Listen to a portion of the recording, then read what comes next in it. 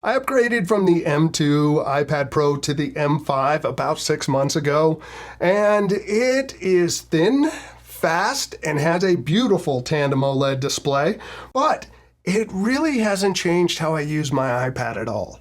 And I probably shouldn't have upgraded. So I'll tell you why that is, and hopefully this helps you if you're deciding to upgrade. Now, the reasons why I decided to do the update was I was curious about the speed improvements over the M2. I wanted to kind of be ready for AI because the M5 is better for the AI processing. I wanted to see how the gaming performance was. I also thought about trying to use this more as my primary computer, like editing with Final Cut Pro. And a big reason was that Tandem OLED display, because I watch a lot of content on my iPad. Another big reason I decided to upgrade was the trade-in value of the M2. And I had an old MacBook Air and some Apple Watches that I traded in that covered replacing the Magic Keyboard and Apple Pencil. So overall, it was about $450 to do the upgrade. If you're thinking about upgrading, definitely check out Amazon. They have some great discounts over what Apple has. It's a good place to pick up the Magic Keyboard or the Pencil or the iPad itself. I'll put links in the description, so if you want to go check those out. Before we talk about actually using it in the new display, let's talk about what physically changed. And most of these, I guess all these changes came out with the M4 iPad. So if you do see a good deal on those, consider that. Save some money. Now, starting off, this thing is super thin. The 13-inch is even thinner than the 11-inch.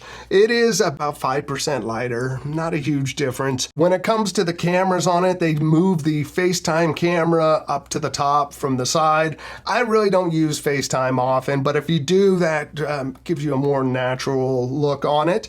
On the cameras, they got rid of the ultra-wide camera and have just the single camera instead. It's supposedly a little better HDR processing on it, and it is good for better video. Overall, I feel like the video isn't great on it. Now, since we're looking at the back, this is a D-brand skin. This is not sponsored by them. I did buy this myself.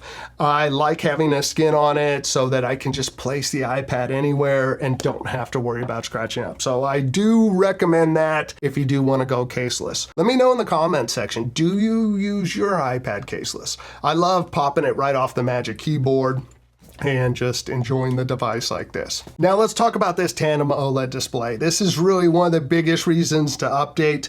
It is beautiful. Content looks great on it. The blacks are pure because the pixels are turned off. You're just not gonna get a better viewing experience than the Tandem OLED. Here's a look at the M2 iPad Pro with its LCD display next to the M5 with its OLED. And even before I start playing this demo, you can see how washed out the M2 looks compared to the OLED and the pure blacks. This is LG's demo video for their OLED TVs, and you look at the brightness and they're pretty similar there, but look at the contrast and how much better the black looks on the OLED display. What a difference, especially when you look at a clip like this where the black is pure and yet the image is still nice and bright.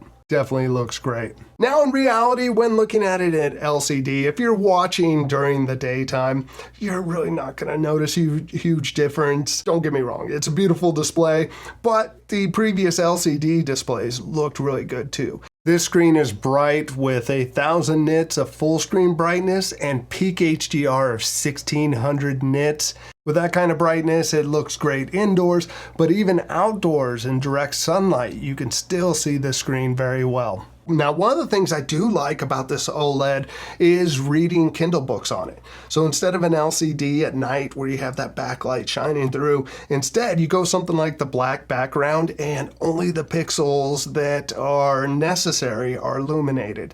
Before this, I would actually read on my phone for that reason. If you do use your iPad for a lot of content, especially especially in a dark room, you're going to notice that OLED difference. Now, when it comes to the processing, the M2 to the M5 wasn't a huge change. I did notice when launching apps side by side that it would be slightly faster on the M5, but not enough to really think about it. Like, my mind wasn't blown in using it. When it comes to gaming performance, I've played some games on it, and I don't really notice the difference because I don't game on my iPad. So one of the reasons I got it, I don't use. I don't do any on-device AI models, so there goes that. I'm not editing on Final Cut Pro, so not really noticing that either. So that extra processing power is kind of wasted on me. Now, if you're enjoying this video so far, please consider subscribing so you can check out future videos. Now, let's talk about the biggest change. Other than that screen, the next biggest change to the iPad really is iPadOS 26. And that can take any of the M series iPads and make them a better computer alternative. And if you want to learn about using your iPad as a computer alternative, check out Tech Dad. He has a great channel because he's all about using his iPad as his primary computer. With iPadOS 26, it brought better multitasking to it. You have more control over windows. You can move them wherever you want. You could even go off the screen. You can size them to whatever you need them to be, have a bunch of apps open. You know, you got the gestures to flick it so you can just have it split easily. And a little stop sign so you can minimize or take advantage of some of the other view options. Another thing I like about iPadOS 26, and there's all kinds of upgrades, I'm not going to get into that, but a useful one is sliding down and having a real menu bar on there and being able to access stuff quickly. It definitely has a more Mac-like feel to it and is really the best time to be able to use an iPad as a computer alternative. Now, when it comes to the Magic Keyboard and pencil, I think the Magic Keyboard is a must-have. I do like the upgraded version. I don't like that I had to buy a new Magic Keyboard, but the aluminum and the larger trackpad, it has a more premium feel to it and a more laptop-like feel to it. I probably wouldn't have bought it unless I had to upgrade. And then you got the Apple Pencil Pro. It's got a little squeeze gesture in it, and again, I wouldn't have upgraded except you have to with the new device. And if I didn't have that trade-in value, it gets awfully expensive getting it. But I think the value of the Magic Keyboard is great. I don't use this as a computer, as a laptop replacement, but it's great to just be able to go in, answer emails, do research, work on outlines and scripts. I love using it with Pixelmator Pro for thumbnails and using the Apple Pencil with it. Other than thumbnails and picture stuff, I really don't use this. I don't like writing on the iPads. I'd rather just type stuff out personally. But I can highly recommend the Magic Keyboard, especially if you go with the skin and you just use this as a tablet. Best way to use this device. I used my previous Magic Keyboard for 5 years and since it first came out, and same with the Apple Pencil. So I think they're worth buying them so that you do have more options with it. Now, when it comes to using the iPad as a computer replacement, for me, it just doesn't work.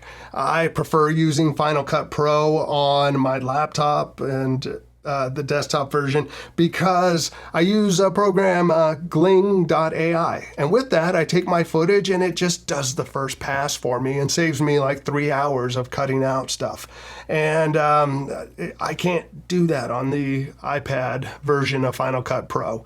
There's also just not all the features on there. But again, there's folks that have great success and love using Final Cut Pro on there. I find the iPad's great for the content consumption, writing emails, doing research for videos, the web browsing, multitasking and stuff really improved it. And again, if you've thought about replacing a computer with an iPad, this is the best time to give it a shot with iPadOS 26 upgrades. But just not right for me. If you're trying to decide whether you want the 11-inch or 13-inch, I want a tablet first experience, and I think the 11-inch is the best choice for that. When it comes to using it in place of my laptop, it gets cramped with multiple apps on it. The 13-inch is a better option for that, but I find when I had the 13-inch, it just stayed in the keyboard most of the time. So I didn't like it as a tablet and just using it in tablet form. But your mileage may vary. So was this worth it? If I had to pay full price for it and I had to buy all the accessories over again, I would say no. The Tandem OLED display wasn't enough to justify that.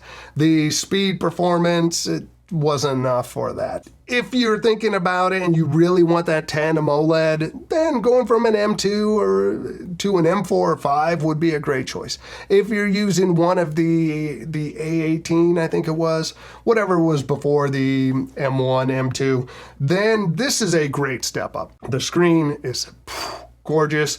It is a fast device, and you get to take advantage of Apple Intelligence features, which aren't huge now, but it'll get better. If you don't push your iPad hard, it's mainly a content device and browsing the web. It's save the money, take advantage of iPadOS 26, but wait till maybe there's a bigger reason to get this. But for my workload, this thing is a tablet first, and a lot of the power of it is wasted on me. I prefer my Mac for some things that I think it just does better. Now, what are your thoughts on the iPad Pro, the M5? Have you upgraded to the M4 or M5? Do you use yours as a laptop or Mac replacement? Let us know in the comments section. Now, if you made it this far, please consider subscribing. Check out future videos. If you can, give this one a thumbs up. It definitely helps the channel out. And thanks for watching. Bye.